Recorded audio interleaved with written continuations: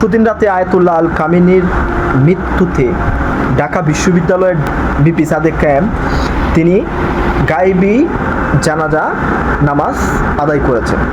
আল্লামা সাদেক কায়েমকে আমি একটা উদ্দেশ্য করে কথা বলতে যাচ্ছিলাম যে ইসলামে কোনো জায়গার মধ্যে গায়েবী জানাজা পড়া উল্লেখ নেই।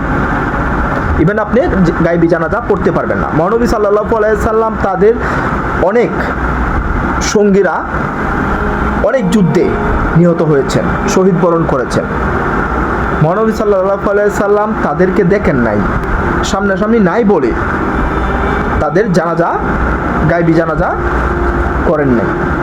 তাহলে আপনি সাদিক কায়েম কোন ভিত্তিতে, কোন রেফারেন্সে, যেখানে মহানবী সাল্লাল্লাহু আলাইহি সাল্লামই তো উনি গায়েবী জানাজা পড়েন নাই, তাহলে আপনি সাদিক কায়েম কোন রেফারেন্সে আয়াতুল্লাহ আল কামিনীর জানাজা ঢাকা বিশ্ববিদ্যালয়ে গায়েবী জানাজা শুরু করেছেন, যেখানে আয়াতুল্লাহ আল কামিনী আজও মারা গেছে কিনা সেটা তার মৃতদেহ ফেসবুকে আমরা দেখি নাই।